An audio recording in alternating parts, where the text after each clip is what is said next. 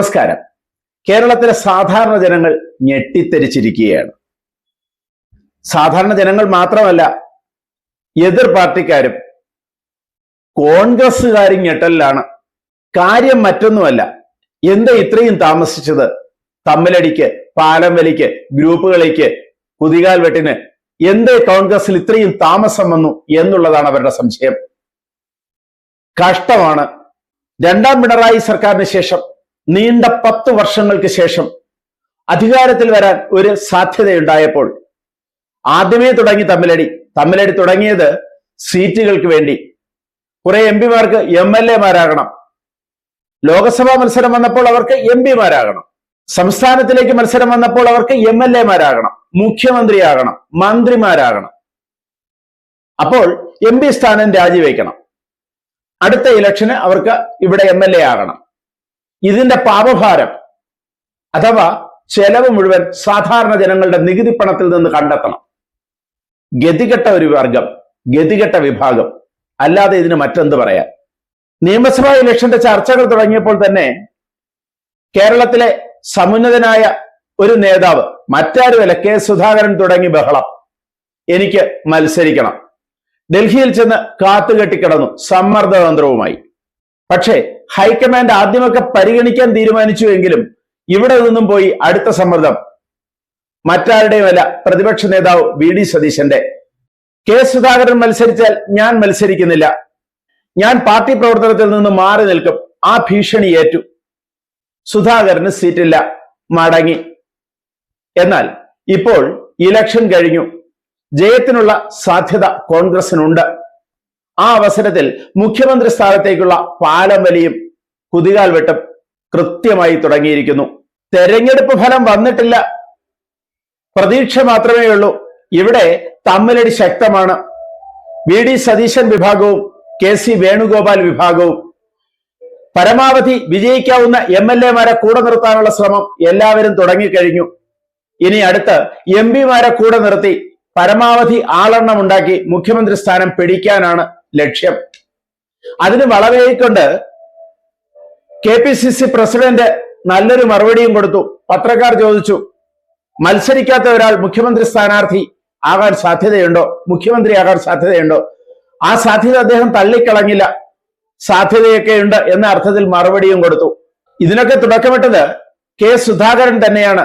യഥാർത്ഥത്തിൽ കേരളത്തിൽ K. സുധാകരന് മുഖ്യമന്ത്രി സ്ഥാനത്തേക്ക് അർഹതയുണ്ടോ എന്ന് ചോദിച്ചാൽ അർഹത ഉണ്ട് എന്ന് തന്നെ പറയാം. കാരണം കമ്മ്യൂണിസ്റ്റ് പാർട്ടിയുടെ കോട്ടയായ കണ്ണൂരിൽ കോൺഗ്രസിനെ പിടിച്ചു നിർത്തിയത് K. സുധാകരനാണ്. അദ്ദേഹത്തിന് അർഹമായ സ്ഥാനങ്ങൾ ലഭിച്ചിട്ടുണ്ടോ എന്ന് കേട്ടാൽ മുഖ്യമന്ത്രി സ്ഥാനം ലഭിക്കാൻ അർഹതയുണ്ട്. KPCC പ്രസിഡന്റ് സ്ഥാനം ലഭിച്ചതാണ്, എന്നാലും മുഖ്യമന്ത്രി സ്ഥാനം ലഭിക്കാൻ അർഹതയുണ്ട്. എന്നാൽ എന്ത് ചെയ്യണമായിരുന്നു? ലോകസഭാ ഇലക്ഷന് മത്സരിക്കാതെ സംസ്ഥാനത്തിലേക്ക് മത്സരിക്കാൻ അദ്ദേഹം കാത്തു നിൽക്കണമായിരുന്നു. അതിനുള്ള ക്ഷമ അദ്ദേഹത്തിനുണ്ടായിരുന്നില്ല. അപ്പോൾ ലോകസഭയിലേക്ക് മത്സരിച്ചു, നല്ല ഭൂരിപക്ഷത്തിൽ വിജയിച്ചു. ഇപ്പോൾ അത് രാജിവെച്ച് ഇങ്ങോട്ട് വരണം. അദ്ദേഹം ഇതുവരെ അറിയപ്പെട്ടിരുന്നത് മറ്റാരെയുമല്ല, രമേശ് ചെന്നിത്തലയെ മുഖ്യമന്ത്രിയാക്കണം എന്നുള്ള നീക്കത്തിലാണ് അദ്ദേഹം ഉണ്ടായിരുന്നത്. രാഷ്ട്രീയ കേരളത്തെ, കോൺഗ്രസ് നേതൃത്വത്തെ, അണികളെ ആകെ ഞെട്ടിച്ചുകൊണ്ട് അദ്ദേഹം ഇപ്പോൾ കളം മാറി ചവിട്ടി. രമേശ് ചെന്നിത്തലയുടെ അടുത്ത് നിന്നും KC വേണുഗോപാൽ പക്ഷത്തേക്ക് അദ്ദേഹം മാറി. അദ്ദേഹം ഫേസ്ബുക്കിൽ ഒരു പോസ്റ്റ് ഇട്ടു. ആ പോസ്റ്റ് ഇങ്ങനെയാണ്: ഇന്ത്യൻ നാഷണൽ കോൺഗ്രസിന്റെ അനിഷേധ്യനായ സംഘാടകനും ശക്തനായ നേതാവുമായ KC വേണുഗോപാൽ ദേശീയ തലത്തിൽ നിർണായക ചുമതലകൾ വഹിച്ച് രാഹുൽജിയുടെ കരങ്ങൾക്ക് ശക്തി പകരുമ്പോഴും അദ്ദേഹത്തിന്റെ സാന്നിധ്യം കേരളീയ രാഷ്ട്രീയത്തിന് എത്രത്തോളം ആവശ്യമാണെന്ന് ഇക്കഴിഞ്ഞ നിയമസഭാ തെരഞ്ഞെടുപ്പ് വീണ്ടും തെളിയിച്ചു. കേരളത്തിലെ അങ്ങോളം ഇങ്ങോളം പ്രവർത്തകരെ ഉണർത്തിയും എല്ലാ സ്ഥാനാർത്ഥികൾക്കും ആത്മവിശ്വാസം പകരുന്ന ശക്തിയായി മാറിയും പാർട്ടിയുടെ വിജയത്തിന് പിന്നിലെ പ്രേരക ശക്തിയായി അദ്ദേഹം പ്രവർത്തിച്ചു. ഒരു നേതാവിന്റെ സംഘടനാ മികവിന്റെ തെളിവാണ്. ഇന്ന് കേരളത്തിന് ആവശ്യം അത്തരമൊരു ദീർഘദർശിയുള്ള നേതൃത്വമാണ്. Leader Shri K. Karunakaran, Shri AK Antony, Shri Oommen Chandy, Shri Vayalar ji തുടങ്ങി സംസ്ഥാന രാഷ്ട്രീയത്തെ ദിശാബോധത്തോടെ നയിച്ച മഹാനേതാക്കളുടെ പാത പിന്തുടർന്ന് കേരള രാഷ്ട്രീയത്തിലെ മുടിചൂടാമന്നനായി ഉയരാൻ KCക്ക് കഴിയും എന്ന ആത്മവിശ്വാസം കോൺഗ്രസ് പ്രവർത്തകരിൽ ശക്തമാണ്. ഒരു നേതാവിന്റെ മഹത്വം പദവികളല്ല, അദ്ദേഹത്തിന്റെ പ്രവർത്തന പാരമ്പര്യത്തിലാണ് പ്രതിഫലിക്കുന്നത്. താഴെത്തട്ടിൽ നിന്ന് സംഘടനയുടെ ഓരോ ഘട്ടവും അനുഭവിച്ചു വളർന്നു വരുന്ന ഒരു നേതാവിന് മാത്രമേ പ്രവർത്തകരുടെ മനസ്സറിയാനും അവരുടെ പ്രതീക്ഷകൾക്ക് മറുപടി നൽകാനും കഴിയൂ. പാർട്ടിയോടുള്ള അചഞ്ചലമായ ആത്മാർത്ഥത, പ്രതിസന്ധികളിൽ പോലും പിന്നോട്ടില്ലാത്ത ഉറച്ച നിലപാട്, പ്രവർത്തകരോട് കാണിക്കുന്ന വിനയവും ആദരവുമാണ് KC വേണുഗോപാലിനെ വ്യത്യസ്തനാക്കുന്നത്. നേതാവെന്ന നിലയിൽ മാത്രമല്ല, ഒരാളുടെ സഹയാത്രികനായും പ്രവർത്തകരുടെ ഇടയിൽ നിലകൊള്ളാൻ കഴിയുന്നത് തന്നെയാണ് അദ്ദേഹത്തിന്റെ ഏറ്റവും വലിയ ശക്തി. അത്തരം നേതാക്കൾ ഒരു പ്രസ്ഥാനത്തിന്റെ കരുത്താണ്. അവരുടെ പ്രവർത്തന ശൈലിയും ആത്മാർത്ഥതയും തന്നെയാണ് ഭാവിയെ നിർണ്ണയിക്കുന്നത്. കോൺഗ്രസിനും UDF-നും ശക്തമായ ദിശാബോധം നൽകാൻ ദേശീയ നേതൃത്വത്തിന് കരുത്തു പകരുന്നത് പോലെ കേരളത്തിലെ ജനങ്ങളെയും പ്രവർത്തകരെയും പ്രചോദിപ്പിച്ച് നാളെയുടെ ഭരണത്തിന് ദിശാബോധം നൽകാൻ കഴിയുന്ന നേതാവായി KC വേണുഗോപാൽ ഉയരട്ടെ. ആ നേതൃകാലത്തിനായി പ്രതീക്ഷയോടെ K. സുധാകരൻ. ഇത്തരം തമ്മിലടികൾക്കും ഇത്തരം തമ്മിൽ കുത്തുകൾക്കും തൊഴുത്തിൽ കുത്തുകൾക്കും കാലുവാരലുകൾക്കും ഹൈക്കമാൻഡ് എതിരാണ്. രാഹുൽ ഗാന്ധി കൃത്യമായ നിർദ്ദേശം നൽകിക്കഴിഞ്ഞു. യാതൊരു കാരണവശാലും മുഖ്യമന്ത്രി പദത്തെക്കുറിച്ചുള്ള ചർച്ച പാടില്ല എന്ന്. പക്ഷേ അവിടെ രാഹുൽ ഗാന്ധി പറഞ്ഞാൽ ഇവിടെ ആര് കേൾക്കാൻ തയ്യാറുള്ള ഒരു നേതാവും ഇവിടെയില്ല, പ്രവർത്തകരില്ല. സാധാരണ കൊടി പിടിക്കുന്ന, പോസ്റ്റർ ഒട്ടിക്കുന്ന, താഴെക്കിടയിലുള്ള സാധാരണ ആത്മാർത്ഥതയുള്ള പ്രവർത്തകൻ പോലും കേൾക്കുന്നില്ല എന്ന് ജനം വിശ്വസിച്ചാൽ എന്താണ് തെറ്റ്? രാഹുൽ ഗാന്ധിയുടെ ശക്തമായ ആ നിർദ്ദേശം, ഹൈക്കമാൻഡിന്റെ ശക്തമായ ആ നിർദ്ദേശം കാറ്റിൽ പറത്തിയാണ് ഇത്തരം വൃത്തികേടുകൾ കോൺഗ്രസിൽ അഴിഞ്ഞാടുന്നത്. ഒരു ഭരണമാറ്റത്തിനായി പ്രവർത്തിച്ച സാധാരണ പ്രവർത്തകർ ക്ഷീണിതരാണ്. പ്രവർത്തിച്ചു കഴിഞ്ഞ് അവർ നിരാശരാണ്.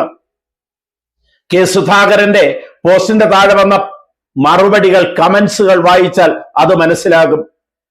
സാധാരണ ഒരു പ്രവർത്തകനായ ഒരു സാധാരണ മെമ്പർ, പഞ്ചായത്ത് മെമ്പറായ മുട്ടച്ചൽ ശിവന്റെ പോസ്റ്റ് നോക്കുക. ഇതിന്റെ മറുപടിയായി K. സുധാകരന്റെ പോസ്റ്റിന്റെ താഴെ മുട്ടച്ചൽ ശിവൻ എന്ന കോൺഗ്രസ് പ്രവർത്തകൻ ഇങ്ങനെ കുറിക്കുന്നു. അത് സാധാരണ ഓരോ പ്രവർത്തകന്റെയും വാക്കുകളാണ്, അവന്റെ ഹൃദയമാണ്. മുട്ടച്ചൽ ശിവന്റെ പോസ്റ്റ്: നേതാവേ, ബോധമില്ലാതെ വല്ലതും വിളിച്ചു പറയല്ലേ. 10 വർഷം പ്രതിപക്ഷത്തെ ഇരുന്നതിന്റെ ബുദ്ധിമുട്ട് നിങ്ങൾക്ക് മനസ്സിലാവില്ല. കാരണം നിങ്ങൾക്ക് ചുറ്റും അധികാരവും സേവ ചെയ്യാൻ അടിയാരും ഉണ്ടായിരുന്നു. എന്നാൽ അങ്ങനെയല്ല സാധാരണ പ്രവർത്തകരുടെ അവസ്ഥ. 10 വർഷം മാക്സിമം അടിവാങ്ങി കേസിൽ പ്രതികളായി പുറത്തിറങ്ങാൻ കഴിയാത്ത സാഹചര്യമായിരുന്നു.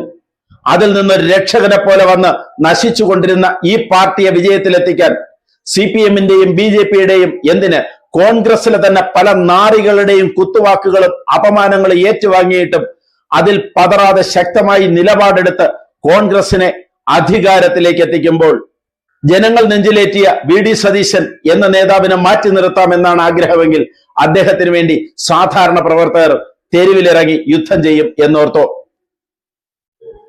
അറിയണം, 10 വർഷം പ്രതിപക്ഷത്തിരുന്ന പാർട്ടിയാണ് കോൺഗ്രസ്. ഇനി ഒരു 5 വർഷം കൂടി പ്രതിപക്ഷത്തിരിക്കാനുള്ള കരുത്ത്, ബാല്യമില്ലാത്ത പാർട്ടിയാണ് കോൺഗ്രസ്. 5 വർഷം കൂടി പ്രതിപക്ഷത്തിരുന്നാൽ കോൺഗ്രസ് എന്ന പാർട്ടി, BJP പറയും പോലെ തന്നെ കോൺഗ്രസ് വിമുക്ത ഭാരതം, ഇവിടെ ഇപ്പോൾ കോൺഗ്രസ് വിമുക്ത കേരളമാകും എന്ന് തിരിച്ചറിയണം ഇവിടത്തെ കോൺഗ്രസ് നേതൃത്വം. അവർ തമ്മിലടി നിർത്തി സാധാരണ പ്രവർത്തകർക്ക് വേണ്ടി, സാധാരണ ജനത്തിനു വേണ്ടി പ്രവർത്തിക്കാൻ കഴിവുള്ള നേതൃത്വമായി മാറണം. നടക്കില്ല എങ്കിലും അതൊരു പ്രതീക്ഷയാണ്. പ്രതീക്ഷിക്കാൻ വേറെ ചെലവൊന്നുമില്ലല്ലോ.